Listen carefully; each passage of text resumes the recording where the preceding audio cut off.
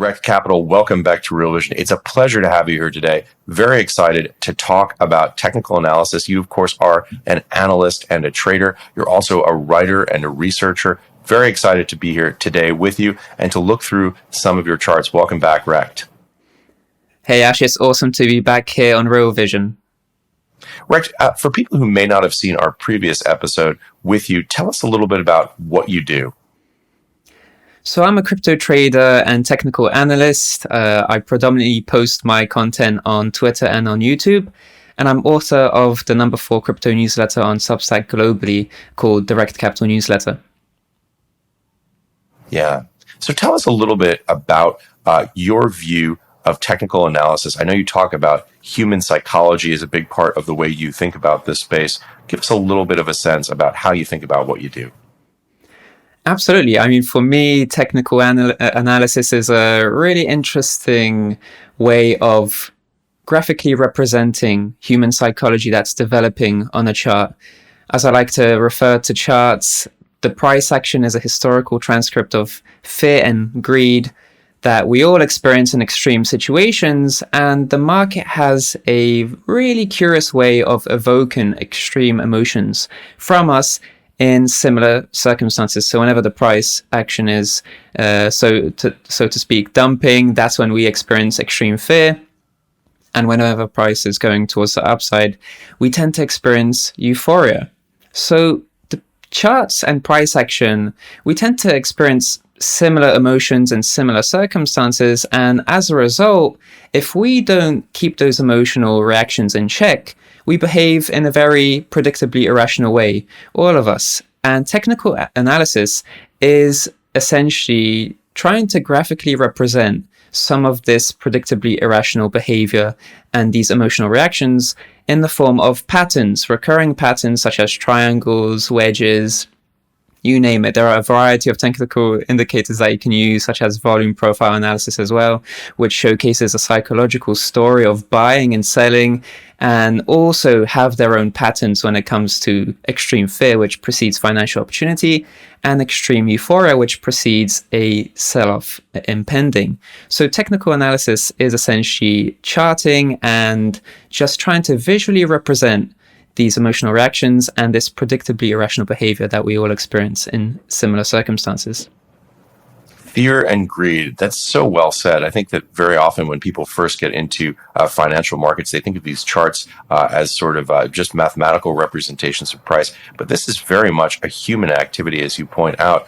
And the fear and greed that run rampant throughout financial markets are really transcribed in those charts, as you say. Absolutely. It's very much a mathematical thing to look at as well. Lots of data science, as we'll be talking today as well, but it's all fundamentally underpinned by human psychology, which is a cyclical thing. It recurs on lower time frames. We have that predictable irrationality, and on the macro higher time frames, which is why we see these interesting cycles develop in Bitcoin's price action, because we have that recurring psychology essentially show up in the price action on these charts. Yeah. So with that said, should we jump right in and take a look? Awesome. So here's chart number 1, BTC USD. And this is a testament to the cyclicality that I mentioned to you, Ash, about that psychology recurring throughout time. We see these recurring psychological tendencies, whether they're emotional or behavioral. We tend to see them on lower time frames, but this is a great example of how we see them on longer time frames. So this is essentially a macro chart of Bitcoin's price action dating back to as far as pre-2013. And what this chart represents is a logarithmic growth curve channel for Bitcoin. And what essentially this logarithmic growth curve channel is, it looks very complicated, but it's all about breaking these complex topics into easily digestible, simple first principles. So if we just focus on this channel, there are 3 parts of the channel that we should focus on the most. The top of the channel is the red resistance area. The bottom of the channel is the green support area. And in the middle of this channel, you have a black line, which is the 0.5 Fibonacci growth curve. So those are the three levels: the top, the middle, and the bottom. And when we think about Bitcoin's price action, its market cycles tend to occur at the very bottom of this channel. So in the green level, the green support level at the very bottom of the channel, this is where we tend to see extreme fear. So this is a testament to that psychology that I mentioned. We tend to see extreme fear at the bottom of this channel. This is where we tend to see the end of the bear market happen for Bitcoin's price action. We tend to see bottoming out, that final sell-off, investor capitulation into the bottom, and then we see some consolidation before finally lifting off towards the higher regions in this channel. So the very bottom of that channel is essentially where we tend to see maximum financial opportunity for Bitcoin, but at the same time, it's a point of maximum financial pessimism. This is when people are extremely fearful, but at the same time, this is why bargain buyers want to buy at these cheap levels, because this is a heavily discounted region, the very bottom of this logarithmic growth curve channel. So the closer we are towards this green level is where we see that maximum pessimism take place.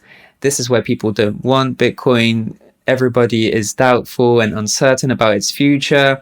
And this is obviously a period of time where we see Bitcoin's price action having really retraced quite significantly across time. These bear markets tend to be on average 84.5% deep. So sometimes we see a 90% correction in a bear market, and sometimes we see 80% or 84%. In the previous bear market, when we reached around 3,000, that was a 84.5% retracement from the highs of 20,000. So that's quite interesting in of itself, because that was a historically average correction. In any case, once we reach the bottom of the channel, this is where we tend to see bottoming out, consolidation, maximum pessimism, extreme fear, and that precedes financial opportunity, because we don't see any FOMO there. We tend to see bargain buyers come in. They start to accumulate, and they are essentially the very first element in beginning and kickstarting a new growth cycle for Bitcoin, a new bull market. So once we lift off from the bottom of that channel, we ascend towards higher regions in this channel, and you can see that we rally towards the black level. And this is essentially the midpoint of this logarithmic growth curve channel. This is essentially showcasing to us that we're halfway. So I'll talk a bit about that in a second, but I just want to mention that in the same way that we tend to see bear markets end at the green level at the very bottom of the channel, we tend to see bull markets end at the very top of the channel. So you can see here on the chart, near 2014, we see Bitcoin's price action rally towards the top of that channel and reject into a multi-year bear market until we reach the very bottom of the channel, consolidate there for a few years before rallying towards the next peak in December 2017, reaching the top of the logarithmic growth curve channel once again, rejecting from there, experiencing that 84.5% retracement towards the bottom of the logarithmic growth curve channel, the green level there, and trying to consolidate there before rallying towards the upside. And this is a very interesting point here, because when we curled up, it's a beautiful U-shaped reversal where we see a rounding bottom against the very bottom of this channel. When we recovered, Bitcoin's price action rallied towards the very top of that midpoint. So that's where we got that picture perfect rejection from that black level. And then we retraced towards the green level once again, found some support there, and then rallied towards the upside once again. So you can see that the 0.5 Fibonacci growth curve, essentially the midpoint of this channel, the black level, that tends to be a resistance which rejects price as well. But we also tend to overextend beyond it and then dip back down below it, which is what we're seeing right now. So now that I've explained this logarithmic growth curve channel, I have two distinct periods highlighted here in red. The first period is the 2013 period, where we saw, it's highlighted in red with a red box, we saw a fantastic rally off from the very bottom of that logarithmic growth curve channel towards the orange Fibonacci, but rejecting ultimately below the black midpoint.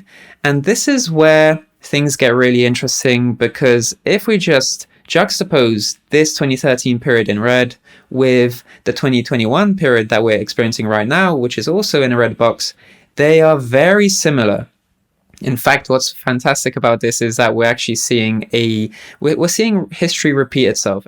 Hey, if you like this clip, be sure to check out the full interview and more only on realvision.com/crypto. It's 100% free. Sign up now.